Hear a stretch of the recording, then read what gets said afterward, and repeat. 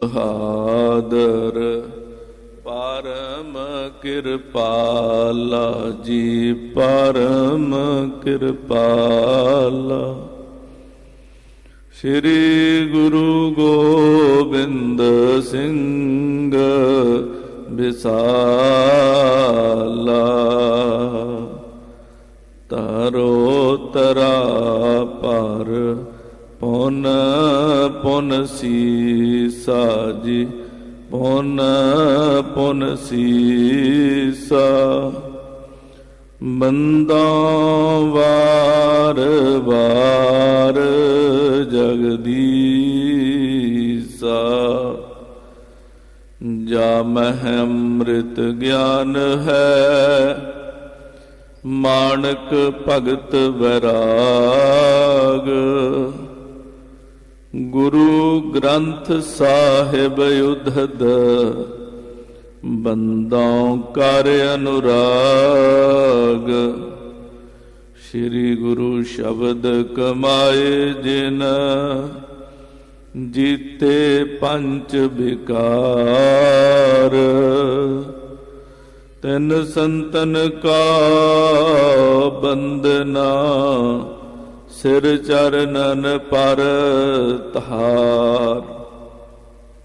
ਮੂਕ ਉਚਰੈ ਸ਼ਾਸਤਰ ਖਟ, ਪਿੰਗ ਗਿਰਨ ਚੜ ਜਾਏ। ਅੰਧ ਲਖੈ ਬਦਰੋ ਸੁਨੈ, ਜੋ ਕਾਲ ਕਿਰਪਾ ਕਰਾਏ। ਕਹਾਂ ਬੁੱਧ ਪ੍ਰਭ ਤੁਛ ਹਮਾਰੀ, ਬਰਨ ਸਕੈ ਮਹਿਮਾ ਜੋ ਤਿਹਾਰੀ। ਹਮ ਨਾ ਸਕਤ ਕਰ ਸਿਫਤ ਤੁਮਹਾਰੀ, ਆਪ ਲਿਹੋ ਤੁਮ ਕਥਾ ਸੁਧਾਰੀ। ਹਮ ਨਾ ਸਕਤ ਕਰ ਸਿਫਤ ਤੁਮਹਾਰੀ, ਆਪ ਲਿਹੋ ਤੁਮ ਕਥਾ ਸੁਧਾਰੀ। ਸਤਨਾਮ ਸ੍ਰੀ ਵਾਹਿਗੁਰੂ ਸਾਹਿਬ ਜੀਓ। ਦੋਹਰਾ। ਅਬ ਸ੍ਰੀ ਗੁਰ ਅੰਗਦ ਨਿਕਟ ਸਿੱਖ ਪਏ ਜੋ ਆਏ, ਕਹੋ ਕਥਾ ਨਿਰਧਾਰ ਕਰ, ਸੁਨੋ ਸੰਤ ਚਿਤ ਲਾਏ। ਵਾਹਿਗੁਰੂ ਜੀ ਕਾ ਖਾਲਸਾ, ਵਾਹਿਗੁਰੂ ਜੀ ਕੀ ਫਤਿਹ। ਜੁਗੋ ਜੁਗ ਅਟਲ। ਧੰਨ ਧੰਨ ਸਾਹਿਬ ਸ੍ਰੀ ਗੁਰੂ ਗ੍ਰੰਥ ਸਾਹਿਬ ਮਹਾਰਾਜ ਜੀ ਦੀ ਪਾਵਨ ਪਵਿੱਤਰ ਹਜ਼ੂਰੀ ਅੰਦਰ ਸੁਭਾਇਮਾਨ ਗੁਰੂ ਰੂਪ ਗੁਰੂ ਖਾਲਸਾ ਸਾਧ ਸੰਗਤ ਜੀਓ, ਵੱਡਿਆਂ ਭਾਗਾਂ ਵਾਲੇ ਹਾਂ ਜੋ ਕਿ ਮਹਾਰਾਜ ਜੀ ਦੀ ਹਜ਼ੂਰੀ 'ਚ ਹਾਜ਼ਰੀਆਂ ਭਰ ਕੇ ਆਪਣੇ ਜੀਵਨ ਦੇ ਕੀਮਤੀ ਸਮੇਂ ਨੂੰ ਸਫਲ ਬਣਾ ਰਹੇ ਹਾਂ। ਪਿਛਲੇ ਕੁਝ ਦਿਨਾਂ ਤੋਂ ਧੰਨ ਧੰਨ ਸਾਹਿਬ ਸ੍ਰੀ ਗੁਰੂ ਅੰਗਦ ਦੇਵ ਸਾਹਿਬ ਮਹਾਰਾਜ ਜੀ ਦੇ ਜੀਵਨ ਦੀ ਲੜੀਵਾਰ ਗੁਰ ਇਤਿਹਾਸ ਦੀ ਕਥਾ ਚੱਲ ਰਹੀ ਹੈ, ਜੋ ਕਿ ਇਸ ਐਤਵਾਰ ਦੇ ਜਿਹੜਾ ਆਉਣ ਵਾਲਾ ਐਤਵਾਰ ਹੈ ਦੇ ਸ਼ਾਮ ਦੇ ਦੀਵਾਨ 'ਚ ਸਮਾਪਤ ਹੋਣੀ ਹੈ। ਮਹਾਰਾਜ ਜੀ ਦੀ ਮਿਹਰ ਨਾਲ ਕੱਲ ਦੇ ਪ੍ਰਕਰਣਾਂ 'ਚ ਆਪਾਂ ਸ਼ਰਵਣ ਕੀਤਾ ਸੀ। ਗੁਰੂ ਅੰਗਦ ਦੇਵ ਸਾਹਿਬ ਮਹਾਰਾਜ ਜੀ ਦੇ ਦਰਬਾਰ ਅੰਦਰ ਹਮਾਯੂ ਬਾਦਸ਼ਾਹ ਮਹਾਰਾਜ ਜੀ ਕੋਲ ਆਇਆ ਹੈ, ਤੇ ਜਦੋਂ ਇਹ ਮਹਾਰਾਜ ਜੀ ਦੀ ਹਜ਼ੂਰੀ 'ਚ ਆਇਆ, ਮਹਾਰਾਜ ਜੀ ਛੋਟੇ ਛੋਟੇ ਬੱਚਿਆਂ ਨੂੰ ਲਾਡ ਲਡਾ ਰਹੇ ਸਨ। ਇਹਨੇ ਨਮਸਕਾਰ ਕੀਤੀ, ਨਮਸਕਾਰ ਕਰਕੇ ਕੋਲ ਖਲੋ ਗਿਆ। ਮਹਾਰਾਜ ਜੀ ਨੇ ਇਹਦੇ ਵੱਲ ਧਿਆਨ ਨਾ ਦਿੱਤਾ ਤੇ ਇਹਨੂੰ ਬੜਾ ਕ੍ਰੋਧ ਆਇਆ। ਇਹ ਰਾਜਾ ਹੈ ਤੇ ਮਹਾਰਾਜ ਜੀ ਸੰਪੂਰਨ ਸਤਿਗੁਰੂ ਨੇ, ਮਹਾਰਾਜ ਜੀ ਦੀ ਅਵਸਥਾ ਤਾਂ ਮਹਾਰਾਜ ਦੀ ਬਾਣੀ 'ਚ ਕਥਨ ਕੀਤੀ ਗਈ ਹੈ ਕਿ ਮਹਾਰਾਜ ਜੀ ਖੁਦ ਨਿਰੰਕਾਰ ਦੀ ਜੋਤ ਨੇ, ਸਰੂਪ ਨੇ। ਹੁਣ ਮਹਾਰਾਜ ਜੀ ਦੇ ਅੱਗੇ ਕੋਈ ਰਾਜਾ ਮਹਾਰਾਜਾ ਕੀ ਮਾਇਨੇ ਰੱਖਦਾ ਹੈ? ਰਾਜੇ ਮਹਾਰਾਜਿਆਂ ਨੂੰ ਤਾਂ ਰੱਬ ਦੇ ਪਿਆਰੇ ਸਾਧੂ ਮਹਾਤਮਾ ਜਿਹੜੇ ਐ, ਜਿਹੜੇ ਰੱਬ ਦੇ ਸਰੂਪ ਵਿੱਚ ਲੀਨ ਹੋ ਗਏ ਹੁੰਦੇ ਆ, ਉਹ ਠੁਕਰਾ ਦਿੰਦੇ ਆ। ਤੇ ਜਿੱਥੇ ਸਾਖਸ਼ਾਤ ਪਰਮੇਸ਼ਰ ਬੈਠੇ ਹੋਣ, ਉਹਨਾਂ ਦੇ ਅੱਗੇ ਕਿਸੇ ਰਾਜੇ ਦੀ ਕੀ ਹੈਸੀਅਤ ਹੈ? ਇਹਨੇ ਕ੍ਰੋਧ ਚ ਆ ਕੇ ਤਲਵਾਰ ਕੱਢ ਕੇ ਮਹਾਰਾਜ ਜੀ ਤੇ ਵਾਰ ਕਰਨਾ ਚਾਹਿਆ, ਪਰ ਜਦੋਂ ਤਲਵਾਰ ਕੱਢਣ ਲੱਗਾ ਪੂਰਾ ਜ਼ੋਰ ਲਾ ਲਿਆ, ਤਲਵਾਰ ਨਾ ਨਿਕਲੀ। ਹਾਰ ਕੇ ਮਹਾਰਾਜ ਜੀ ਦੇ ਚਰਨਾਂ ਤੇ ਢਹਿ ਪਿਆ। ਮਹਾਰਾਜ ਜੀ ਨੇ ਬਚਨ ਕੀਤਾ, ਹਿਮਾਯੂ ਇਹ ਤਲਵਾਰ ਜੇ ਕੱਢਣੀ ਸੀ ਨਾ ਤਾਂ ਉੱਥੇ ਕੱਢਦਾ ਜਿੱਥੋਂ ਮੈਦਾਨੇ ਜੰਗ ਚੋਂ ਕਾਇਰ ਬਣ ਕੇ, ਡਰਪੋਕ ਬੁਝਦਿਲ ਬਣ ਕੇ ਭੱਜ ਕੇ ਆਇਆ। ਕਿਉਂਕਿ ਸ਼ੇਰ ਸ਼ਾਹ ਸੂਰੀ ਦੇ ਨਾਲ ਮੈਦਾਨੇ ਜੰਗ ਦੇ ਵਿੱਚ ਇਹਦਾ ਟਾਕਰਾ ਹੋਇਆ ਸੀ। ਉਸ ਟਾਕਰੇ ਦੇ ਵਿੱਚ ਹਾਰ ਗਿਆ ਤੇ ਜਾਨ ਬਚਾ ਕੇ ਉੱਥੋਂ ਭੱਜ ਆਇਆ ਸੀ। ਤੇਰੇ 'ਚ ਵੱਡੀ ਦਲੇਰੀ ਸੀ ਬਾਦਸ਼ਾਹ, ਤਾਂ ਤਲਵਾਰ ਮੈਦਾਨੇ ਜੰਗ 'ਚ ਕੱਢਦਾ, ਉੱਥੋਂ ਕਾਇਰ ਬਣ ਕੇ, ਡਰਪੋਕ ਬਣ ਕੇ ਭੱਜ ਆਇਆ, ਤੇ ਇੱਥੇ ਰੱਬ ਦੇ ਪਿਆਰਿਆਂ ਤੇ ਤਲਵਾਰਾਂ ਕੱਢਦਾ। ਸ਼ਰਮ ਨਹੀਂ ਆਉਂਦੀ? ਇਹਨੂੰ ਬੜਾ ਪਛਤਾਪ ਹੋਇਆ। ਇਹਨੇ ਆਪਣੀ ਗਲਤੀ ਲਈ ਖਿਮਾ ਮੰਗੀ ਹੈ ਤੇ ਮਹਾਰਾਜ ਜੀ ਨੂੰ ਅਰਦਾਸ ਕੀਤੀ ਹੈ, ਮਹਾਰਾਜ ਮੈਨੂੰ ਰਾਜ ਦਿਓ। ਤੇ ਉਸ ਤੋਂ ਬਾਅਦ ਮਹਾਰਾਜ ਜੀ ਤੋਂ ਬਚਨ ਕਰਾ ਕੇ ਇਹ ਵਾਪਸ ਆਪਣੇ ਅਫਗਾਨਿਸਤਾਨ ਦੇ ਇਲਾਕੇ ਵੱਲ ਨੂੰ ਚਲਾ ਗਿਆ ਹੈ। ਉਸ ਤੋਂ ਅੱਗੇ ਦਾ ਗੁਰੂ ਅੰਗਦ ਦੇਵ ਸਾਹਿਬ ਮਹਾਰਾਜ ਜੀ ਦੇ ਜੀਵਨ ਦਾ ਇਤਿਹਾਸ ਅੱਜ ਪ੍ਰਾਰੰਭ ਹੋ ਰਿਹਾ ਹੈ। ਵੱਖੋ ਵੱਖ ਸਿੱਖ ਮਹਾਰਾਜ ਜੀ ਦੀ ਹਜ਼ੂਰੀ ਚ ਆਉਂਦੇ ਐ, ਆ ਕੇ ਮਹਾਰਾਜ ਜੀ ਨੂੰ ਬੇਨਤੀਆਂ ਕਰਦੇ ਐ, ਤੇ ਮਹਾਰਾਜ ਉਹਨਾਂ ਦੀਆਂ ਬੇਨਤੀਆਂ ਸੁਣ ਕੇ ਉਹਨਾਂ ਨੂੰ ਕੀ ਕੀ ਉਪਦੇਸ਼ ਕਰਦੇ ਐ, ਇਹ ਆਉਣ ਵਾਲੇ ਦਿਨਾਂ 'ਚ ਆਪਾਂ ਸ਼ਰਵਣ ਕਰਾਂਗੇ। ਆਓ ਚਿੱਤ ਬਿਰਤੀਆਂ ਨੂੰ ਇਕਾਗਰ ਕਰੋ ਰਸਨਾ ਦੀ ਪਵਿੱਤਰਤਾ ਲਈ ਔਰ ਗੁਰੂ ਜਸ ਸ਼ਰਵਣ ਕਰਨ ਦੇ ਲਈ। ਆਖੋ ਜੀ ਸਤਨਾਮ ਸ੍ਰੀ ਵਾਹਿਗੁਰੂ ਸਾਹਿਬ ਜੀ, ਸਤਨਾਮ ਸ੍ਰੀ ਵਾਹਿਗੁਰੂ ਸਾਹਿਬ ਜੀ। ਦੋਹਰਾ ਅਬ ਸ੍ਰੀ ਗੁਰ ਅੰਗਦ ਨਿਕਟ ਸਿੱਖ ਪਏ ਜੋ ਆਏ। ਮਹਾਕਵੀ ਭਾਈ ਸੰਤੋਖ ਸਿੰਘ ਜੀ ਪ੍ਰਸੰਗ ਪ੍ਰਾਰੰਭ ਕਰਦੇ ਐ। ਕਹਿੰਦੇ ਸਿੱਖੋ, ਹੁਣ ਹਿਮਾਯੂ ਤੋਂ ਬਾਅਦ ਜਿਹੜੇ ਸਿੱਖ ਮਹਾਰਾਜ ਗੁਰੂ ਅੰਗਦ ਦੇਵ ਸਾਹਿਬ ਜੀ ਦੇ ਨੇੜੇ ਮਹਾਰਾਜ ਜੀ ਦੇ ਦਰਬਾਰ 'ਚ ਆਉਂਦੇ ਐ, ਜੋ ਜੋ ਬਚਨ ਕਰਦੇ ਐ, ਜੋ ਜੋ ਮਹਾਰਾਜ ਜੀ ਦੀ ਉਹਨਾਂ ਦੇ ਨਾਲ ਵਾਰਤਾ ਹੁੰਦੀ ਐ, ਕਹੋ ਕਥਾ ਨਿਰਧਾਰ ਕਰ ਸੁਨੋ ਸੰਤ ਚਿਤ ਲਾਏ। ਕਹਿੰਦੇ ਹੈ ਗੁਰਸਿੱਖੋ, ਸੰਤੋ, ਮਹਾਪੁਰਖੋ, ਰੱਬ ਦੇ ਪਿਆਰਿਓ, ਉਹ ਸਾਰੀ ਕਥਾ ਹੁਣ ਮੈਂ ਕਥਨ ਕਰਾਂਗਾ। ਤੁਸੀਂ ਸਾਰੇ ਜਣਿਆਂ ਨੇ ਗੁਰੂ ਅੰਗਦ ਦੇਵ ਸਾਹਿਬ ਮਹਾਰਾਜ ਜੀ ਦੇ ਪਾਵਨ ਬਚਨਾਂ ਨੂੰ ਚਿੱਤ ਲਾ ਕੇ ਪ੍ਰੇਮ ਦੇ ਨਾਲ, ਭਾਵਨਾ ਦੇ ਨਾਲ, ਅਦਬ ਨਾਲ ਸੁਣਨਾ ਹੈ। ਚੌਪਈ ਸੇਵਕ ਰਹਿ ਪਾਸ ਇੱਕ ਜੀਵਾ, ਸੇਵਹਿ ਸ਼ਰਦਾ ਧਰੇ ਸਦੀਵਾ। ਮਹਾਰਾਜ ਸਾਹਿਬ ਜੀ ਦੇ ਦਰਬਾਰ 'ਚ ਕਵੀ ਜੀ ਕਹਿੰਦੇ ਇੱਕ ਸਿੱਖ ਰਹਿੰਦਾ ਸੀ, ਉਹਦਾ ਨਾਮ ਭਾਈ ਜੀਵਾ ਜੀ ਸੀ। ਕਹਿੰਦੇ ਭਾਈ ਜੀਵਾ ਜੀ ਹਰ ਵੇਲੇ ਗੁਰੂ ਅੰਗਦ ਦੇਵ ਸਾਹਿਬ ਮਹਾਰਾਜ ਜੀ ਦੇ ਦਰਬਾਰ ਦੀ ਸੇਵਾ ਕਰਦਾ ਰਹਿੰਦਾ ਸੀ। ਦਦ ਸੋ ਖਿਚੜੀ ਕਰਕੇ ਤਿਆਰ, ਲਿਆਏ ਅਚਾਵਤ ਅਪਰ ਆਹਾਰ। ਕਹਿੰਦੇ ਇਹ ਮਹਾਰਾਜ ਸਾਹਿਬ ਜੀ ਲਈ ਜਦੋਂ ਆਪਦੇ ਘਰੋਂ ਆਉਂਦਾ ਸੀ, ਦੁੱਧ ਰਾਤੀ ਜਮਾਉਣਾ, ਫਿਰ ਦਹੀਂ ਜਮਾ ਲੈਣੀ ਤੇ ਖਿਚੜੀ ਬਣਾਉਣੀ, ਇਹ ਤਿਆਰ ਕਰਕੇ ਮਹਾਰਾਜ ਜੀ ਦੇ ਲਈ ਲੈ ਕੇ ਆਉਣੀ।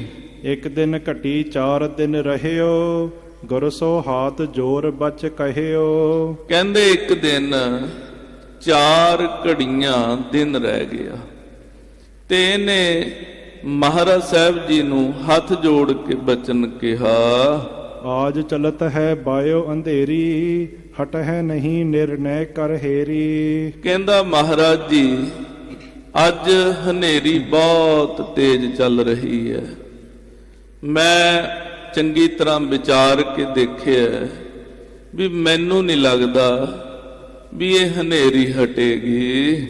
ਬੜੀ ਨਿਸਾ ਬੀਤੇ ਹਟ ਜਾਏ, ਅਬ ਤੋ ਬਹਿਤ ਮਹਾਰਾਜ ਛਾਏ। ਮਹਾਰਾਜ ਬੜੀ ਰਾਤ ਬੀਤੇਗੀ, ਕਹਿੰਦੇ ਅੱਧੀ ਕੁ ਰਾਤ ਤੋਂ ਬਾਅਦ ਸ਼ਾਇਦ ਇਹ ਹਨੇਰੀ ਹਟ ਜਾਵੇ।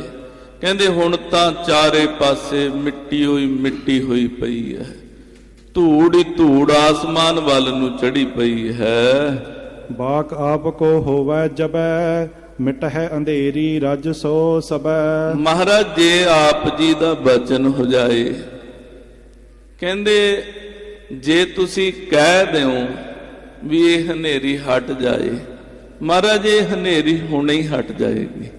ਆਖੋ ਸਤਨਾਮ ਸ੍ਰੀ ਵਾਹਿਗੁਰੂ।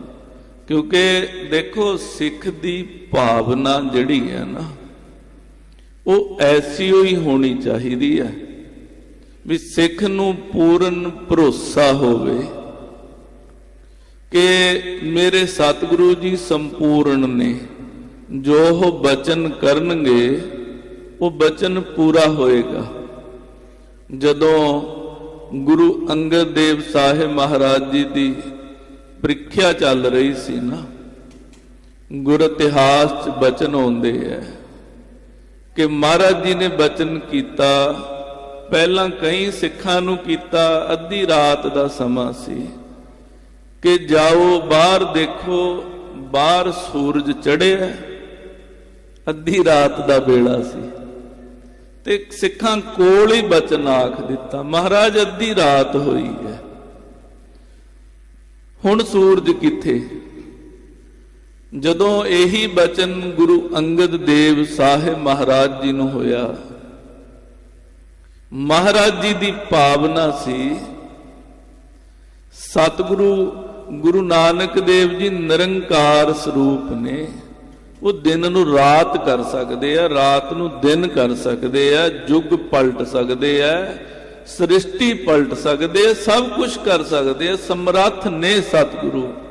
ਤੇ ਆਹ ਕਿੱਡੀ ਕੁ ਗੱਲ ਹੈ ਵੀ ਜੇ ਮਹਾਰਾਜ ਨੇ ਕਿਹਾ ਬਾਹਰ ਸੂਰਜ ਹੈ ਤਾਂ ਹੋਏਗਾ। ਭਾਵਨਾ ਸੀ, ਬਾਹਰ ਗਏ ਤੇ ਜਦੋਂ ਜਾ ਕੇ ਦੇਖਦੇ ਆ ਤੇ ਬਾਹਰ ਪ੍ਰਕਾਸ਼ ਹੋ ਜਾਂਦਾ ਹੈ। ਮਹਾਰਾਜ ਜੀ ਦੀ ਬਾਣੀ ਦਾ ਬਚਨ ਹੈ, ਇਤਿਹਾਸ ਦੇ ਬਚਨਾਂ ਤੇ ਅਸੀਂ ਬੜੀ ਛੇਤੀ ਸ਼ੰਕੇ ਕਰ ਲੈਂਦੇ ਹਾਂ। ਮਹਾਰਾਜ ਸਾਹਿਬ ਕਹਿੰਦੇ ਆ, ਭੈ ਵਿੱਚ ਸੂਰਜ ਭੈ ਵਿੱਚ ਚੰਦ, ਕੋਹ ਕਰੋੜੀ ਚਲਤ ਅਨੰਤ। ਕਹਿੰਦੇ ਸੂਰਜ, ਇਹ ਚੰਦਰਮਾ, ਇਹ ਪੌਣ, ਇਹ ਪਾਣੀ, ਇਹ ਬਨਸਪਤੀ, ਇਹ ਸਾਰਾ ਕੁਝ ਜੋ ਵੀ ਹੈ, ਸਾਰਾ ਕੁਝ ਮਹਾਰਾਜ ਦੇ ਭੈ 'ਚ ਚੱਲਦਾ ਹੈ, ਮਹਾਰਾਜ ਜੀ ਦੇ ਹੁਕਮ 'ਚ ਚੱਲਦਾ ਹੈ, ਵਾਹਿਗੁਰੂ ਦੇ ਹੁਕਮ 'ਚ ਚੱਲਦਾ ਹੈ। ਤੇ ਜੇ ਵਾਹਿਗੁਰੂ ਦੇ ਹੁਕਮ 'ਚ ਚੱਲਦਾ ਹੈ ਤੇ ਜੇ ਉਹਨਾਂ ਨੇ ਕਿਹਾ ਤਾਂ ਫਿਰ ਹੋਏਗਾ। ਤੇ ਜਦੋਂ ਬਾਹਰ ਦੇਖਦੇ ਆ ਪ੍ਰਕਾਸ਼ ਹੋ ਜਾਂਦਾ, ਆ ਕੇ ਮਹਾਰਾਜ ਜੀ ਨੂੰ ਬਚਨ ਕਰਦੇ, ਜੀ ਮਹਾਰਾਜ ਆਪ ਜੀ ਦਾ ਬਚਨ ਸਤ ਹੈ। ਸੋ ਗੱਲ ਸਾਰੀ ਭਾਵਨਾ ਦੀ ਹੋਈ ਹੈ। ਕਈ ਵਾਰ ਸਾਡੇ ਅੰਦਰ ਖਿਆਲ ਆ ਜਾਂਦਾ ਹੈ ਜੀ ਅੰਨੀ ਸ਼ਰਧਾ ਜਿਹੜੀ ਹੈ ਨਾ, ਉਹ ਨਹੀਂ ਹੋਣੀ ਚਾਹੀਦੀ। ਪਹਿਲੇ ਤਾਂ ਐਂ ਦੱਸੋ ਵੀ ਸ਼ਰਧਾ ਦੇ ਅੱਖਾਂ ਕਦੋਂ ਹੁੰਦੀਆਂ? ਆਖੋ ਸਤਨਾਮ। ਹਾਂ, ਜਿਹਦੇ ਤੇ ਤੁਸੀਂ ਸ਼ਰਧਾ ਕਰਦੇ ਹੋ ਉਹ ਕੱਚਾ ਨਹੀਂ ਹੋਣਾ ਚਾਹੀਦਾ, ਅਧੂਰਾ ਨਹੀਂ ਹੋਣਾ ਚਾਹੀਦਾ, ਅੰਨਾ ਨਹੀਂ ਹੋਣਾ ਚਾਹੀਦਾ। विश्वास तो अखां बंद करके हुंदा है। मां अपने पुत ते करदी है, जे अखां खोल के रखे विश्वास नहीं कर सकती। फिर बुद्धि च तर्क आउंदा, ख्याल आउंदा, फुरना आउंदा, संकल्प आउंदे है। पति अपने पत्नी अपने पति ते विश्वास करदी है, तो जे वो अखां खोले फिर नहीं कर सकती। क्यों? फिर बहुत कुछ देखेगी। मोबाइल चेक करो, अकाउंट चेक करो, कित्थे जांदा है, की करदा है, की नहीं करता। इत्थे विश्वास कित्थे रहिंदा? फिर शरदा नाम ही विश्वास दा है, शरदा होर कुछ नहीं है। ते जे असी एक दूजे ते विश्वास करते हाँ तां अखां बंद करके करना पैंदा। हाँ, जिहदे ते करना वो अगे अन्ना ना होवे, अधूरा ना होवे, कच्चा पिल्ला ना होवे, गुरु होवे पूरा। ते पूरे गुरु ते विश्वास किता सिख दा बेड़ा पार कर दिंदा। सो भाई जीवा जी महाराज साहब सच्चे पातशाह जी नूं बेनती करते हैं, महाराज जी बहुत हनेरी चलती है, ते ये तो ऐ लगता है भी अद्धी रात तक भी ये हनेरी बंद नहीं होनी। महाराज आप जी जे बचन करते हो तो यह हनेरी बंद हो जाए। आखो सतनाम श्री वाहिगुरू। यह गुरु ते विश्वास है। भाई दया सिंह जी होरां ने जदों मुक्तसर साहब की जंग हुई है, उस तो बाद गुरु कलगीधर दशमेश पिता जी नूं बेनती की, महाराज चारे साहिबजादे शहीद हो गए, जाना तो प्यारे सिख शहीद हो गए, बहुत बड़ियां बड़ियां कुर्बानियां हो चुकियां ने। महाराज औरंगजेब दे राज च होया सारा कुछ, औरंगजेब तो बदला लेना बनता है। दिने कांगड़ दी जूह च महाराज बैठे सन मालवे दी धरती ते। महाराज जी सुन के बचन सिंघां दा बोले है, की बदला लेना? सिंह कहते महाराज औरंगा मारना। आखो सतनाम। महाराज औरंगा मारना। ते महाराज कहते दसो जंग च मारीए कि कलम नाल मार दिए? सिंह विचार च पै गए भी महाराज जी ने एकदम वचन किया है भी जंग च मारीए कि कलम नाल मार दिए? सिंह कहते महाराज जे कलम नाल मरदा तो फिर जंग करन दी की लोड़ है? महाराज कहते फिर लियाओ कलम। फिर महाराज जी ने जफरनामा बाणी लिखी, उत्थे गुरुद्वारा जफरनामा साहिब बनिया। लिख के भाई दया सिंह नूं दे के औरंगाबाद वल तोरिया। भाई दया सिंह जी औरंगाबाद जाके औरंगे नूं मिले, उन्हें जफरनामा पढ़िया। ज्यों ज्यों पढ़दा गया त्यों त्यों अंदरों अंदर मरदा गया। आखिरकार जफरनामा पढ़ के औरंगे दी मौत हो गई। तुसी हुण आपां इह साखी तां सुन लई भी महाराज जी ने वचन किया। उन्हां सिखां दी भावना देखो, भाई दया सिंह नूं गुरु गोबिंद सिंह ते विश्वास देखो किन्ना भी जे महाराज जी ने कहा ना भी कलम नाल औरंगे नूं मारांगे तां महाराज ने औरंगा कलम नाल मार देना। कलम नाल ही फिर महाराज ने लिख के दिता। पूरा विश्वास लैके भाई दया सिंह औरंगे दे सामने बह गए जाके। ये विश्वास है।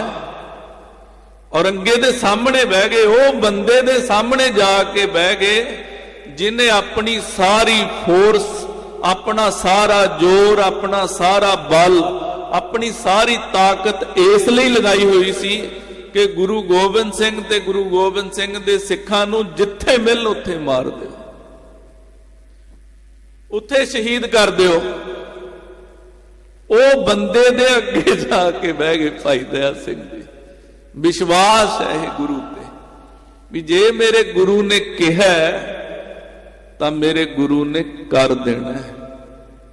ਅੱਜ ਵੀ ਜਿਹੜੇ ਮਹਾਰਾਜ ਜੀ ਦੇ ਬਚਨਾਂ ਤੇ ਵਿਸ਼ਵਾਸ ਕਰਦੇ ਆ, ਉਹ ਇੰਨਾ ਹੀ ਕਰਦੇ ਆ, ਉਹ ਵਿੱਚ ਕਾਣ ਨਹੀਂ ਰੱਖਦੇ। ਜਿੱਥੇ ਕਾਣ ਪੈ ਜਾਏ ਨਾ, ਉੱਥੇ ਫਿਰ ਗੱਲ ਨਹੀਂ ਜੇ ਬਣਦੀ ਹੁੰਦੀ। ਸੋ ਭਾਈ ਜੀਵਾ ਜੀ ਕਹਿੰਦੇ, ਮਹਾਰਾਜ ਤੁਸੀਂ ਬਚਨ ਕਰ ਦੋ, ਇਹ ਹਨੇਰੀ ਰੁਕ ਜਾਏ। ਹਾਂਜੀ, ਕਰ ਲੇਵੋ ਮੈਂ ਤੁਰਤ ਆਹਾਰਾ, ਤੁਮੈ ਅਚਾਵੋ ਵਿਵਿਧ ਪ੍ਰਕਾਰਾ।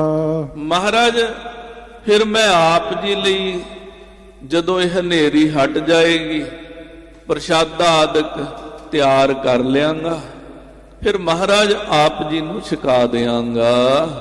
ਬਉਰੋ ਚਲਹਿ ਜਥਾ ਅਬ ਅਹੈ, ਸ੍ਰੀ ਅੰਗਦ ਸੁਨ ਤਿਸਤੇ ਕਹੈ। ਕਹਿੰਦੇ ਮਹਾਰਾਜ ਜੀ ਫੇਰ ਜਦੋਂ ਪ੍ਰਸ਼ਾਦਾ ਪਾਣੀ ਲੰਗਰ ਤਿਆਰ ਹੋ ਜਾਏਗਾ, ਫੇਰ ਉਦਾਂ ਹੀ ਚੱਲ ਪਵੇ ਜਿਵੇਂ ਹੁਣ ਹਨੇਰੀ ਚੱਲਦੀ ਹੈ।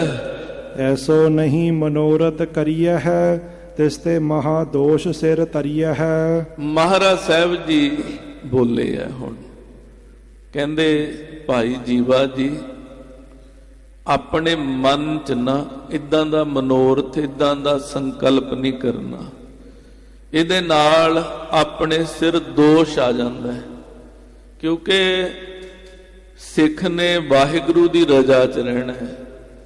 ਜੋ ਵਾਹਿਗੁਰੂ ਦੇ ਹੁਕਮ ਚ ਵਾਪਰ ਰਿਹਾ ਹੈ, ਉਹਨੂੰ ਰੋਕਣਾ, ਉਹਨੂੰ ਬਦਲਣਾ, ਇਹਦੇ ਨਾਲ ਸਾਡੇ ਸਿਰ ਦੋਸ਼ ਆਉਂਦਾ ਹੈ।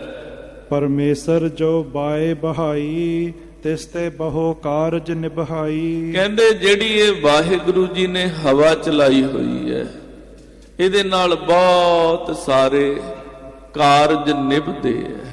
ਹਰੇਕ ਕੰਮ ਦੇ ਨਾਲ ਜੋ ਵੀ ਵਾਹਿਗੁਰੂ ਦੀ ਕੁਦਰਤ ਚ ਹੁੰਦਾ ਨਾ, ਇੱਕ ਦੇ ਨਾਲ ਦੂਸਰੇ ਦਾ, ਇੱਕ ਦਾ ਨੁਕਸਾਨ ਜੇ ਹੁੰਦਾ ਤਾਂ ਦੂਸਰੇ ਦਾ ਭਲਾ ਵੀ ਹੁੰਦਾ ਹੈ।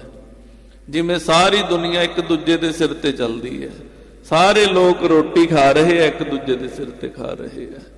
ਇਸੇ ਤਰ੍ਹਾਂ ਜਿਹੜੇ ਜੀਵ ਜੰਤੂ ਵੀ ਨੇ, ਉਹ ਵੀ ਇਦਾਂ ਹੀ ਚੱਲਦੇ ਆ। ਜੀਵ ਜੰਤੂ ਇੱਕ ਦੂਜੇ ਦਾ ਆਹਾਰ ਬਣ ਰਹੇ ਨੇ। ਉਹ ਕਰਮਾਂ ਦਾ ਗੇੜ ਹੁੰਦਾ ਹੈ। ਗੁਰਬਾਣੀ ਚ ਬਚਨ ਆਉਂਦੇ ਆ ਵੀ ਜਿਹੜੀ ਕਰਮ ਜੁਨੀ ਆ, ਇਹ ਮਨੁੱਖਾ ਜੁਨੀ ਹੈ। ਬਾਕੀ ਜਿਹੜੀਆਂ ਜੁਨੀਆਂ ਨੇ ਉਹ ਭੋਗ ਜੁਨੀਆਂ ਨੇ। ਇੱਥੇ ਕਰ ਕਰਕੇ ਅੱਗੇ ਜਾ ਕੇ ਜੀਵ ਭੋਗਦੇ ਰਹਿੰਦੇ ਆ। ਕਈ ਵਾਰ ਸਾਡੇ ਮਨ ਚ ਖਿਆਲ ਆ ਜਾਂਦਾ ਜੀ 84 ਲੱਖ ਜੂਨਾਂ ਕਿਹਨੇ ਦੇਖੀਆਂ। ਮਹਾਰਾਜ ਜੀ ਕਹਿੰਦੇ 84 ਲੱਖ ਜੂਨ ਉਪਾਈ, ਰਿਜ਼ਕ ਦੀਆ ਸਭ ਹੂੰ ਕੋ ਤਦਕਾ। ਵੀ ਵਾਹਿਗੁਰੂ ਜੀ ਨੇ 84 ਲੱਖ ਜੂਨਾਂ ਪੈਦਾ ਕੀਤੀਆਂ ਨੇ, ਤੇ ਸਾਡੇ ਮਨ ਚ ਖਿਆਲ ਆ ਜਾਂਦਾ ਵੀ 84 ਲੱਖ ਜੂਨਾਂ ਕਿਹਨੇ ਦੇਖੀਆਂ। ਦੇਖੋ, ਜੇ ਤਾਂ ਕੋਈ ਬੰਦਾ ਹੋਵੇ ਮੰਦ ਬੁੱਧੀ, ਜਿਹਨੂੰ ਜਮਾ ਹੀ ਕੋਈ ਗਿਆਨ ਨਾ ਹੋਵੇ, ਕੁਛ ਵੀ ਨਾ ਪਤਾ ਹੋਵੇ, ਉਹ ਬੰਦਾ ਤਾਂ ਕਹਿ ਸਕਦਾ। ਹੁਣ ਆਪਾਂ ਪੜ੍ਹੇ ਲਿਖੇ ਲੋਕ ਹੈ, ਸਾਇੰਸ ਵੀ ਪੜ੍ਹਦੇ ਆ, ਹੋਰ ਵੀ ਸਾਰਾ ਕੁਝ ਪੜ੍ਹਦੇ ਆ, ਸਾਰੀ ਦੁਨੀਆ 'ਚ ਬਾਹਰ ਦੇਖਦੇ ਆ ਵਿਚਰ ਕੇ, ਭਾਂਤ ਭਾਂਤ ਦੇ ਜੀਵ ਤੁਰੇ ਫਿਰਦੇ ਆ। ਇਹ ਕੀ ਹੈ? ਇਹੀ 84 ਲੱਖ ਹੈ, ਹੋਰ ਕੀ ਹੈ? ਸਮੁੰਦਰ ਦੇ ਜੀਵ ਦੇਖੋ, ਕਦੇ ਪਤਾ ਹੀ ਨਹੀਂ ਚੱਲਦਾ, ਹੈਰਾਨ ਹੋ ਜਾਈਦਾ ਦੇਖ ਕੇ। ਟੀਵੀ ਤੇ ਵੀ ਇਸ ਤਰ੍ਹਾਂ ਦੇ ਜੀਵ ਵੀ ਸਮੁੰਦਰ 'ਚ ਹੈ। ਦੁਨੀਆ 'ਚ ਕਿੰਨੇ ਜੀਵ ਨੇ, ਹੈਰਾਨ ਹੋ ਜਾਈਦਾ ਦੇਖ ਕੇ। ਇੱਕ ਦੇਸ਼ ਚੋਂ ਦੂਸਰੇ ਦੇਸ਼ 'ਚ ਚਲੇ ਜਾਈਏ ਨਾ, ਜੀਵ ਜੰਤੂਆਂ ਦੀਆਂ ਨਸਲਾਂ ਬਦਲ ਜਾਂਦੀਆਂ। ਜਿਹੋ ਜੀਆਂ ਘੁੱਗੀਆਂ, ਮੈਂ ਇੱਥੇ ਤਾਂ ਘੁੱਗੀ ਦੇਖੀ ਨਹੀਂ, ਬਿੱਲੀਆਂ ਦੇਖੀਆਂ। ਜਿਹੋ ਜੀਆਂ ਬਿੱਲੀਆਂ ਇੰਡੀਆ 'ਚ ਹੈ, ਉਹ ਇਹੋ ਇੱਥੇ ਨਹੀਂ, ਤੇ ਜਿਹੋ ਜੀ ਇੱਥੇ ਆ, ਉਹੋ ਜਿਹੀ ਇੰਗਲੈਂਡ 'ਚ ਨਹੀਂ। ਤਿੰਨ ਥਾਵਾਂ ਦੀਆਂ ਦਾਸ ਧਿਆਨ ਰੱਖਦਾ। ਜੀਵ ਜੰਤੂਆਂ ਦਾ ਵੀ ਜਦੋਂ ਕਿਤੇ ਜਾਂਦਾ ਵੀ ਇਹਨਾਂ 'ਚ ਫਰਕ ਕੀ ਹੈ, ਡਿਫਰੈਂਟ ਕੀ ਹੈ। ਸੋ ਨਸਲਾਂ ਬਦਲ ਜਾਂਦੀਆਂ, ਬੰਦਿਆਂ ਦੀਆਂ ਨਸਲਾਂ ਬਦਲ ਜਾਂਦੀਆਂ, ਤੇ ਇਹੀ ਜਿਹੜੀਆਂ ਜੁਨੀਆਂ ਸਾਡੇ ਸਾਹਮਣੇ ਤੁਰੀਆਂ ਫਿਰਦੀਆਂ, ਇਹੀ ਇਸ ਸਰੀਰ ਤੋਂ ਅਗਲੇ ਸਰੀਰ ਦਾ ਮਾਰਗ ਹੈ। ਮਹਾਰਾਜ ਤਾਂ ਹੀ ਸਾਨੂੰ ਸਮਝਾਉਂਦੇ ਆ ਵੀ ਇੱਥੋਂ ਛੁੱਟ ਜਾਓਗੇ, ਮਹਾਰਾਜ ਦੇ ਦੇਸ਼ ਚਲੇ ਜਾਓਗੇ, ਜੰਮਣ ਮਰਨ ਤੋਂ ਖਹਿੜਾ ਛੁੱਟ ਜਾਏਗਾ। ਮਹਾਰਾਜ ਦੀ ਗੱਲ ਮੰਨ ਲਓਗੇ ਤਾਂ, ਨਹੀਂ ਮੰਨੋਗੇ ਰਸਤਾ ਉਧਰ ਨੂੰ ਜਾਂਦਾ। ਫੇਰ ਕਈ ਜਨਮ ਪਏ ਕੀਟ ਪਤੰਗਾ, ਕਈ ਜਨਮ ਗਜ ਮੀਨ ਕਰੰਗਾ, ਕਈ ਜਨਮ ਪੰਖੀ ਸਰਪ ਹੋਇਓ, ਕਈ ਜਨਮ ਹੈਬਰ ਬ੍ਰਿਖ ਜੋਇਓ। ਇਹ ਜਿਹੜੀ ਬਨਸਪਤੀ ਵੀ ਹੈ ਨਾ, ਇਹ ਵੀ ਜੁਨੀ ਹੈ। ਇੱਕ ਦਰਖਤਾਂ ਦੀਆਂ ਦੋ ਤਰ੍ਹਾਂ ਦੀਆਂ ਜੁਨੀਆਂ ਹੁੰਦੀਆਂ ਨੇ, ਇੱਕ ਜੜ ਤੇ ਇੱਕ ਚੇਤਨ।